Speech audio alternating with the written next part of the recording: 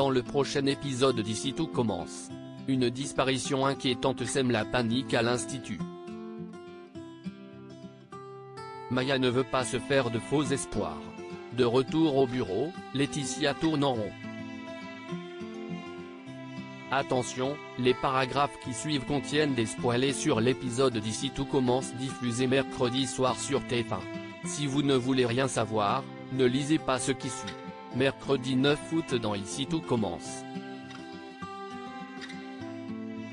Louis se rend à la police et face à la soudaine disparition de sa fille. Tessier est mort d'inquiétude. Il devine rapidement qu'elle s'est enfuie avec Louis. Théo et Axel sont également inquiets. Tous se demandent s'il faut prévenir la police.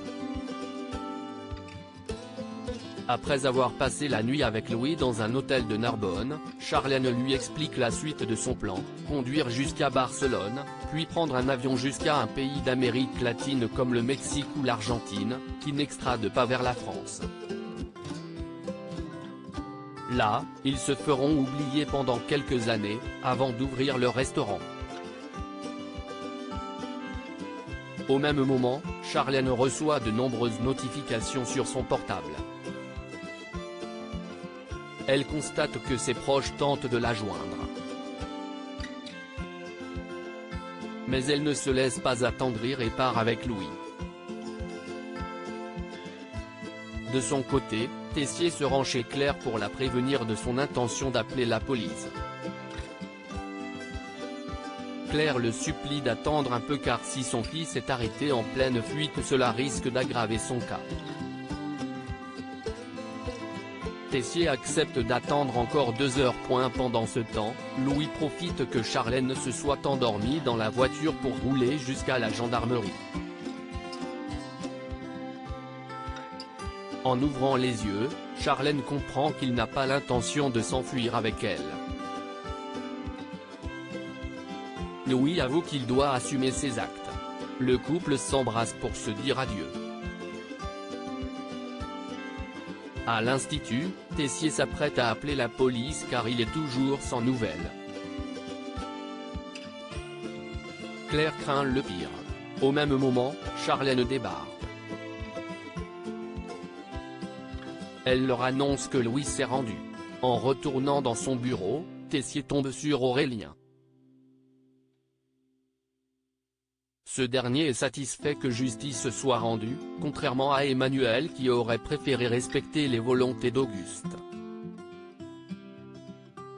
Dans tous les cas, Tessier ne veut plus voir Aurélien à l'Institut.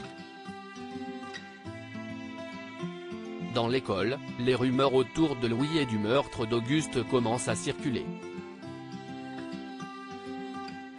Les avis sont mitigés. Certains élèves sont contents que Louis quitte l'Institut, d'autres éprouvent de la compassion à son égard. De retour chez elle, Charlène se fait engueuler par son père jusqu'à ce que Théo vienne prendre sa défense. Emmanuel s'excuse auprès de sa fille, expliquant qu'il était mort d'inquiétude.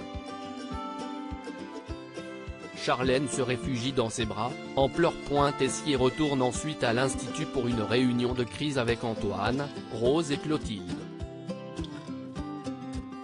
La procureure ne fera pas de déclaration avant la fin de la semaine, ce qui leur laisse le temps de préparer un communiqué pour se défendre face aux probables attaques de la presse.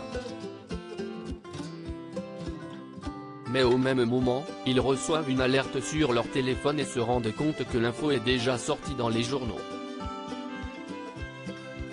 Le meurtre d'Auguste par son propre fils fait les gros titres. Laetitia tourne en rond. Didi retour à son bureau. Laetitia trouve une pile de dossiers de candidature pour le concours d'entrée qu'elle doit numériser. Elle espère être efficace car il lui reste 1 heure avant son service au pop-up. Antoine suggère alors de laisser les élèves revenus de stage reprendre sa place au pop-up afin que Laetitia puisse se concentrer sur les urgences administratives. Au pop-up, Laetitia observe donc Tom reprendre son poste en tant que serveur. Zachary explique que Myriel ne lui a pas laissé le choix. Attristée, Laetitia retourne à son bureau sans prendre de dessert. Un peu plus tard, Zachary vient lui en apporter un dans le parc. Il essaye de comprendre ce qui se passe. Laetitia lui avoue avoir eu une révélation lors de sa journée au Doubla. Elle souhaite vraiment se reconvertir dans le service. Elle envisage donc de se former au Doubla encouragée par son compagnon. Laetitia compte en parler à Antoine, sûr qu'il va la soutenir. Laetitia retourne au bureau, finit de traiter tous ses dossiers, puis prépare un thé à Antoine pour le mettre dans les meilleures conditions et lui parler de son projet. Antoine fait toutefois remarquer que la formation du Doubla s'adresse à des élèves et non à des adultes. Il lui propose plutôt de faire un mi-temps à l'institut afin de pouvoir suivre une formation en hôtellerie. Déçue, Laetitia se rétracte et préfère laisser tomber. Maya retente sa chance avec Etana, la coloc des Marais. Maya raconte à Salomé et Léonard que sa tentative pour se rapprocher d'Ethan a échoué car il a décliné son invitation en déclarant être déjà pris. Maya l'a interprété comme un signal clair qu'il n'était pas intéressé et préfère laisser tomber. Mais Salomé et Léonard l'encouragent au contraire à tenter à nouveau. Au studio, Ethan cuisine avec David, qui se demande toujours pourquoi il n'a pas accepté l'invitation de Maya la veille. Ethan explique qu'il ignore si elle lui plaît vraiment. Au même moment, Maya débarque pour lui proposer de boire un verre avec elle dans la journée. Ethan profite de recevoir un message d'Axel pour décliner à nouveau son invitation en prétendant devoir passer du temps avec son meilleur ami. Plus tard, Ethan retrouve Axel sur la plage et se tient au courant des dernières nouvelles.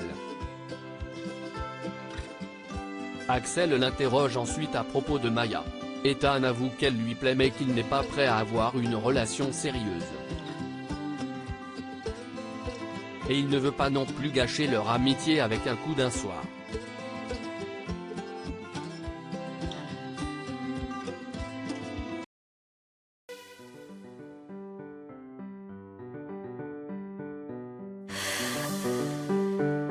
The man I love just had a heart